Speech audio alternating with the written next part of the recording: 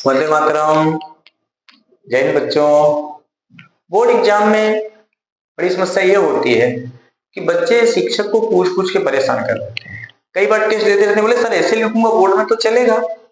इसको देखिए ना जो है सर अगर ये यहाँ पर ऐसे लिख दिया तो सर ये दूसरा वाला प्रश्न था तो इसको मैंने उस वाले पेज पे लिख दिया, ये सेक्शन वाला यहाँ पे कर दिया, सर आधे पेज से सेक्शन चालू करूं तो चलेगा क्या? तो मैं आपको बता रहा हूं कि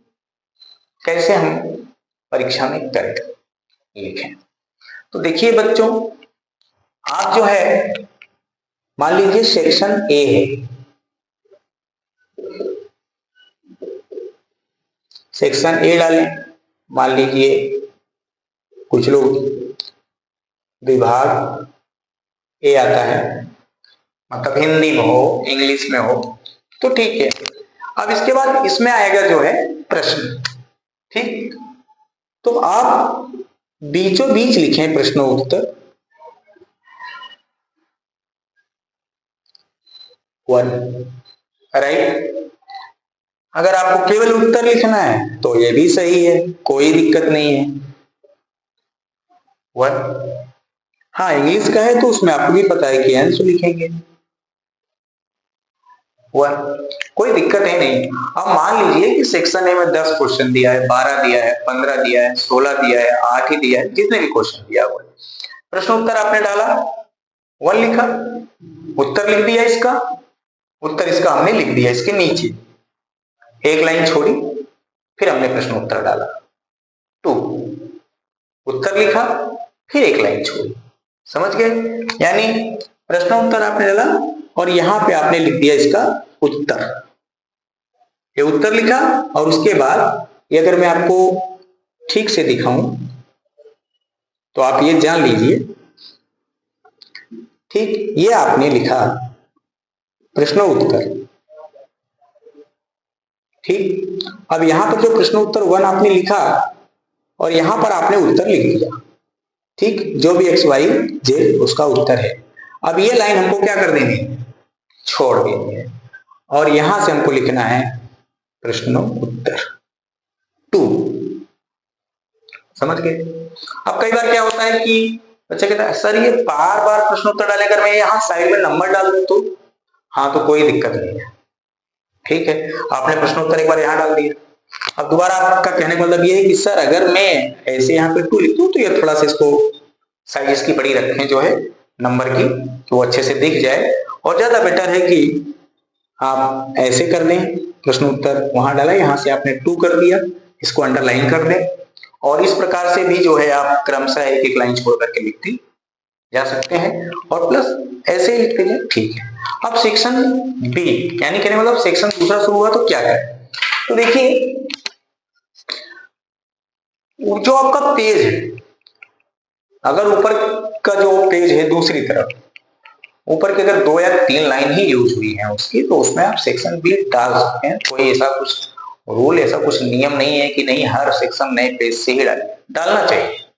लेकिन उस कंडीशन में कि मान लीजिए कि आधे से ज्यादा आपने ये पेज यूज कर लिया, ठीक है, हाँ, तो वो थोड़ा सा सेक्शन बी यहाँ पे डालना वो शोभनीय नहीं लगता है, तो आप फिर उसको न्यू पेज से डालिए। और पता लगा कि आपने ऊपर की पेज की 2 या 3 ही लाइन यूज की हुई है और उसके बाद पता लगा आपका वो सेक्शन खत्म हो गया, तो आप फिर चौथी पांचवी लाइन है ऊपर से, तो आप उसमें आप सेक्शन बी डाल दीजिए। बाकी आप उसको भी अगर नए पेज से भी डालेंगे तो भी कोई दिक्कत नहीं है, यहाँ से भी आप लिखेंगे तो भी कोई दिक्कत नहीं। अब ये बात समझ में आ गई। अब एक चीज का विशेष ध्यान रखना है कि सेक्शन हम कर रहे हैं ए और इसका प्रश्न हम कर रहे हैं 1 2 3 4 5 6 7 8 9। अब होता क्या है कि उसमें मान लीजिए कि आपको कोई एक क्वेश्चन नहीं आ रहा, मान 10वां नहीं आ रहा है, तो क्या करें? तो अगर भाई 10वां आपको नहीं आ रहा है तो ये सब एक एक नंबर का है, तो उसको आप छोड़ दीजिए, उसकी जगह छोड़ दीजिए, ठीक है। अभी आपको क्या करना है, सेक्शन ए और बी जो आते हैं विशेष करके, ठीक है, इनके उत्तर छोटे होते हैं, यानी एक एक नंबर का, एक एक लाइन का, 2 लाइन का, तो इनको आप करते जाइए, उनकी जगह छोड़ दीजिए जो आपको नहीं आ रहा है।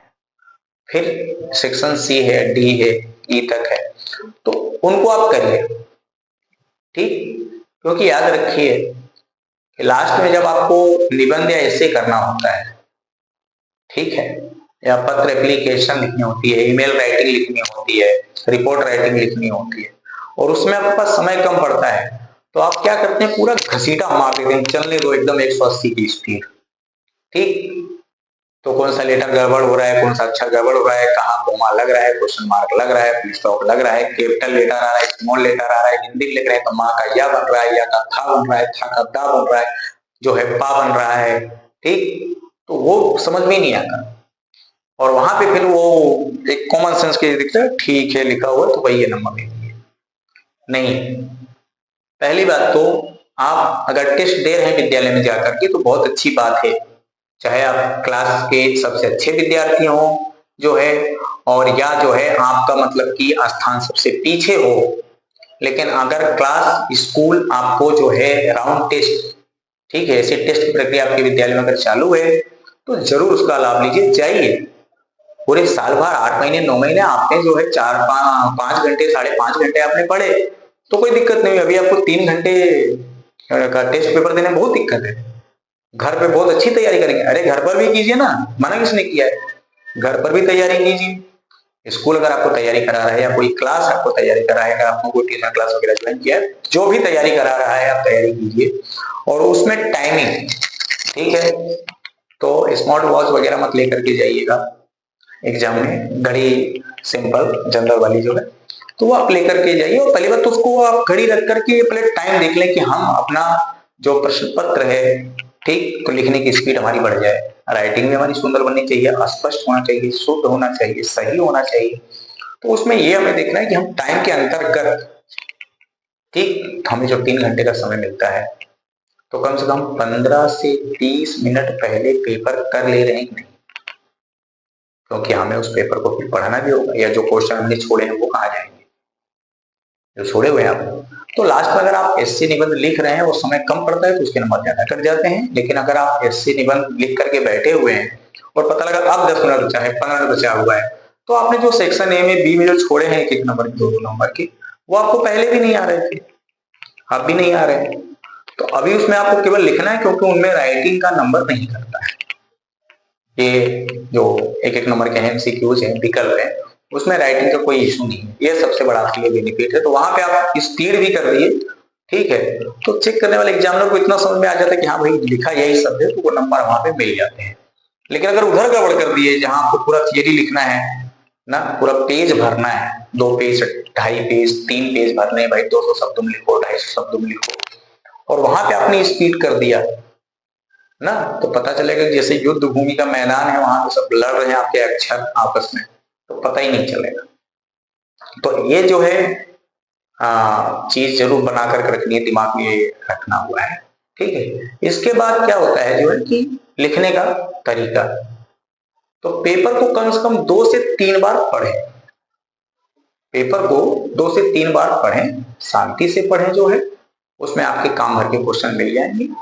जो आपको सबसे अच्छे आ रहे हैं आप उसको करते जाइए, जो आपको फिर कम आ रहे हैं उससे कम आ रहे हैं उसको करिए, जो बिल्कुल नहीं आ रहे हैं उस पर सब सबसे लास्ट में ध्यान देंगे। राइटिंग सुंदर बननी चाहिए, जो है पैशन रखकर धैर्य रख करके उसको लिखिए। जो है कुछ विद्यार्थी लोग क्या करते हैं कि ड्राइंग पे ज्यादा ध्यान देते हैं, जैसे यहाँ बनी हुई है ना, मतलब ये लिखा, ये मैंने लिख दिया प्रश्न उत्तर, ये जो है यहाँ पे प्रश्न उत्तर लिखा, अब चलो इसको सजाते हैं भाई अपने ऐसे करके, ऐसे ऐसे करके। गलत बात है, वो उसमें आपको ड्राइंग वगैरह कुछ नहीं करनी है, सिंपल से आपने 2 यहाँ पे अंडरलाइन कर दिया, उतने में आपका काम हो गया। काट पीट ना करें, ओवर राइटिंग ना करें कि ये चलो गलत हो गया, तो आप सीधे से 1 लाइन में उसको कट कर दें, बहुत ही है तो आप 2 लाइन कट कर दें। अब कुछ विद्यार्थी क्या करते हैं, चलो इसको ड्राइंग कर देते हैं, इतना काटते हैं, ऐसा काटते हैं, फिर बाद में शेप मिलाना चालू कर देते हैं, इसका शेप मिलाया जाए एकदम बढ़िया से, ये गलत बात है। दूसरी तरफ का पेज तो खराब होता ही होता है, उसमें आप टाइम भी वेस्ट करते हैं, और एग्जामिनर के ऊपर, चेक करने वाले के ऊपर जो है इसका पूरा असर पड़ता है। और अगर इसी तरह से आपने एक ही लाइन में 2 जगह 3 जगह कट कर दिया, या पूरे पेज में आपने 4 5 6 जगह ऐसा किया हुआ है, तो वो जो है फिर आपके नंबर पर उसका असर पड़ सकता है। तो इस बात का विशेष ध्यान रखें जो है कि आपको पेपर लिखते समय इन सब चीजों का ध्यान रखना है। स्पीड आप उतनी ही रखिए कि आपका पेपर भी हो जाए और राइटिंग भी खराब ना हो। अब आ जाते हैं कि पत्र वगैरह होता है, एप्लीकेशन होती है, ईमेल राइटिंग होती है, ठीक है, लेटर, तो ऐसी चीजें आ जाए तो उसके लिए सबसे बेस्ट तरीका है कि आप उनको लिखें, उनका जो स्ट्रक्चर है, स्वरूप है, रचना है उनकी जो है कि ठीक है, तो लाइन खींच करके ऐसा लाइन, ये लाइन, ये लाइन, मैंने थोड़ा छोटा स्पेस लिया हुआ है, ठीक है, तो हाँ यहाँ पर जगह नहीं थी, ये कर दिया, इसमें हेडिंग वगैरह डाल दी। यहाँ पे आपने जैसे मान लीजिए ईमेल लिख रहे हैं तो टू और फ्रॉम रिसीवर और सेंडर वाले जो हम लिखते हैं तो टू और फ्रॉम, तो ये उसके लिए लाइन खींच दी, यहाँ से स्टार्ट किया। जब आपका ये यहाँ पर नीचे फिनिश हो जाए, लेटर हो, प्रार्थना पत्र हो, ईमेल राइटिंग हो, तो जब ये लास्ट में खत्म हो जाए, नोटिस हो, मैसेज हो, तो ये जो है फिर इसको बंद कीजिए। ये चीज का विशेष ध्यान रखना है। जो भी लिखिए वो साफ लिखिए। अब कोई प्रश्न आपको बहुत अच्छा आता है, अरे ये तो मुझे आता है, अब उतावल हो गए, मतलब जल्दबाजी में जो है मतलब लिखना चालू कर दिया, पता लगा वो आ तो आपको बहुत अच्छा, क्या सबसे अच्छा रहा था, लेकिन आपने उसको उतने ही खराब अक्षरों में लिखा, तो ये बहुत बड़ा माइनस पॉइंट है। बहुत सारे विद्यार्थी यही करते हैं कि जो जितना आता रहता है उसको मतलब कितना जल्दी लिख दे। सच पूछो तो उसी को तो और संवार कर लिखना है, उसी को बिल्कुल ब्यूटीफुल सुंदर लिखना है, जो आपको अच्छे से आ रहा है, क्योंकि आपको ही पता है कि ये तो मैं सही लिख रहा हूँ, इसके तो नंबर मिलने हैं, और अगर उसमें आपने राइटिंग सुंदर कर दी तो वो सोने पर सुहागा हो गया, एग्जामिनर के ऊपर उसका अच्छा असर पड़ेगा। और अगर वो 3 नंबर का क्वेश्चन है, 4 नंबर का क्वेश्चन है, तो उसमें आपको पूरे पूरे नंबर मिलने की संभावना है, ठीक है। और पता लगा आपने उसको रगड़ दिया, राइटिंग में खराब कर दिया, वही आपका जो है 4 नंबर का है तो 3.5 भी हो सकता है, 3 भी हो सकता है, ठीक है। तो इस चीज का बहुत ध्यान देना है कि हम जो लिख रहे हैं वो साफ, सुंदर और शुद्ध लिख रहे हैं, ठीक है बच्चों। तो टाइम टेबल को कीजिए, ट्रांसपोर्ट सुविधा जो आने जाने की अपना सेंटर अच्छे से पता कर लीजिएगा, जो है टाइम टेबल अपने पढ़ाई पे ध्यान दीजिए, सोशल मीडिया, घूमना टहलना, खेलना, ठीक है, इनका कुछ दिनों के लिए त्याग कर दीजिए जो है, और बिल्कुल पढ़ाई में जुड़ जाइए आप, और अच्छे से जो है पेपर की टाइमिंग जो है बैठ करके अभ्यास करें, लिख लिख करके, पढ़ पढ़ करके, ठीक, और खूब अच्छे से मेहनत कीजिए।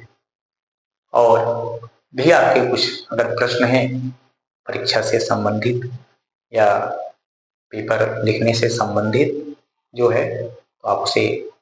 कमेंट बॉक्स में आकर के पूछ सकते हैं, और मेरी कोशिश रहेगी कि मैं भी उसका तुरंत रिप्लाई करूं, जवाब दूं जो है, और आपको संतुष्ट कर सकूं। फिर से एक बार हेलो तिवारी चैनल की ओर से आप सभी विद्यार्थियों को जो भी इस बार बोर्ड एग्जाम में शामिल होने वाले हैं, परीक्षा में सफलता के लिए आप सभी को ढेर सारी शुभकामनाएं। जय हिंद, जय भारत।